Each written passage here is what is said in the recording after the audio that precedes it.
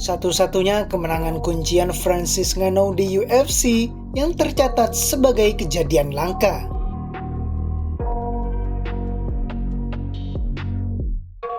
7 tahun yang lalu, tercatat sebuah kejadian langka di UFC di mana Francis Ngannou bisa menang dengan kuncian. Ngannou pernah berkompetisi di UFC pada selang tahun 2015 sampai 2022. Raksasa asal Kamerun tersebut bahkan pernah menjadi juara kelas berat UFC sebelum akhirnya pensiun dini. Ngannou tidak pernah kehilangan gelarnya dalam pertarungan. Pemilik rekor 17 kali kemenangan dengan 3 kekalahan itu mencopot titelnya pada awal tahun 2023 setelah tidak bisa mencapai kesepakatan soal kontrak baru. Selama karirnya dalam olahraga tarung, Ngannou dikenal karena kehebatannya dalam meng-KO lawan-lawannya. Apalagi dia juga disebut-sebut sebagai pemilik pukulan terkuat di dunia. Di UFC, jagoan kelahiran 5 September 1986 ini pernah menang KO 5 kali berturut-turut. Kekuatan pukulan KO juga diperlihatkan Ngannou dalam laga debutnya di tinju profesionalnya pada 28 Oktober lalu. Dia sempat merobohkan juara dunia tinju kelas berat WBC, Tyson Fury. Namun ketika berkarir di UFC, Ngannou ternyata juga pernah mengalahkan lawannya dengan kuncian. Momennya langka karena hanya pernah terjadi sekali. Keberhasilan Francis Ngannou menang kuncian di UFC tercatat dalam sejarah hari ini. Jagoan berjuluk The Predator itu baru tampil untuk keempat kalinya di UFC dengan menghadapi Anthony Hamilton. Dalam 3 aksi sebelumnya, Ngannou selalu dinyatakan menang KO atas Luis Henrique, Curtis Blaydes lewat penghentian dokter, dan Bojan Mihajlovic. Ngannou able to shut him off briefly. Really strong guy. I've worked him on the ground. For Ngannou to just roll him and capitalize on the momentum. Back to wrestle with his own college team. Oh, Kimura attempt here from Ngannou. Penggemar tentunya jadi berekspektasi bahwa Ngannou akan menang KO lagi.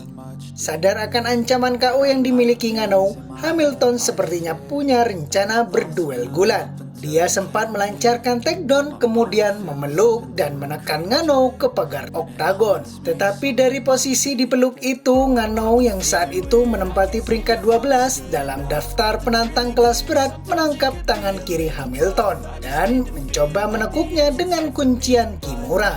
Hamilton terbawa jatuh dan Ngannou menindihnya sambil terus memegangi tangan sang lawan.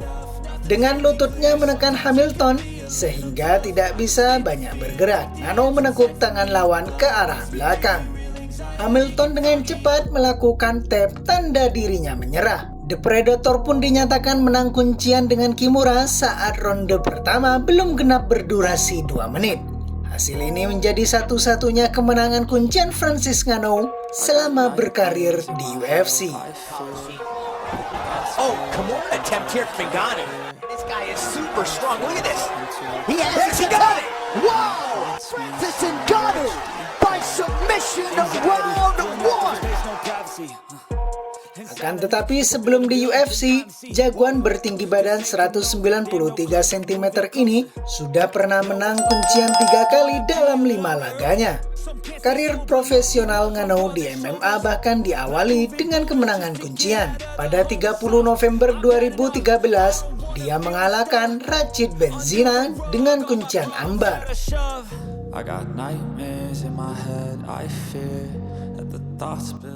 Kabar mengejutkan lainnya datang dari Khamzat Chimaev yang membeberkan target kembali naik oktagon UFC, sembari mengumumkan bahwa dirinya harus naik meja operasi. Si serigala baru bertempur pada bulan Oktober kemarin. Dia menggelar pertarungan seru melawan Kamaru Usman. Bentrokan berjalan selama 3 ronde penuh. Chimaev benar-benar dipaksa berduel hingga detik terakhir pada pertarungan tersebut.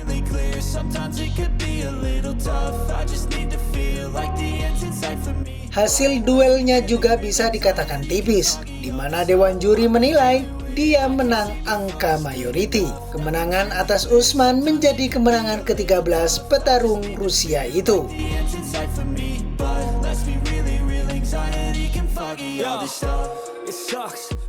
Belum ada satupun petarung yang bisa mengalahkan dirinya di sepanjang karirnya.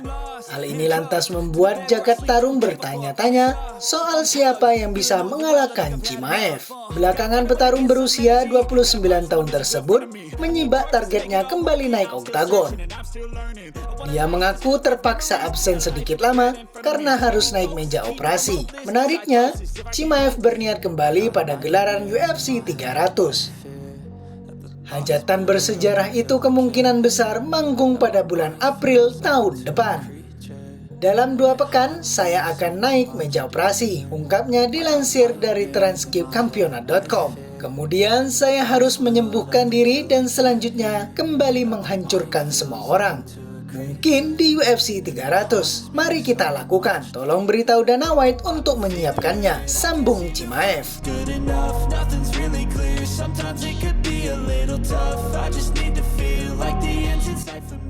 Banyak calon lawan yang bisa menjadi pilihan si Serigala. Rankingnya di kelas menengah juga langsung melesat usai kalahkan Kamaru Usman kemarin. Chimaev kini bertengger di peringkat 9. Melihat beberapa petarung yang ada di dekat rankingnya, dia bisa mengincar Brendan Allen atau Roman Dolidze. Namun dengan nama besarnya, dia juga bisa langsung menantang jagoan dari peringkat 5 besar seperti Dricus du Plessis, Jared Cannonier, atau Marvin Vettori. Urusan dengan Paulo Costa yang sebenarnya jadi calon lawannya pada bulan Oktober lalu juga bisa dibereskan. Seperti yang diketahui, Chimaev memang berniat fokus di kelas menengah.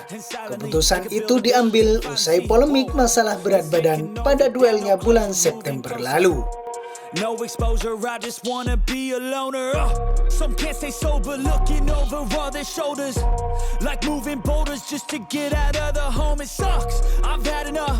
I don't wanna feel the stuck under the rug, all my problems that I shove. I got nightmares in my head, I fear that the thoughts build up until I can't hear, that my mind fills up into a creature, and it haunts me somewhere much deeper.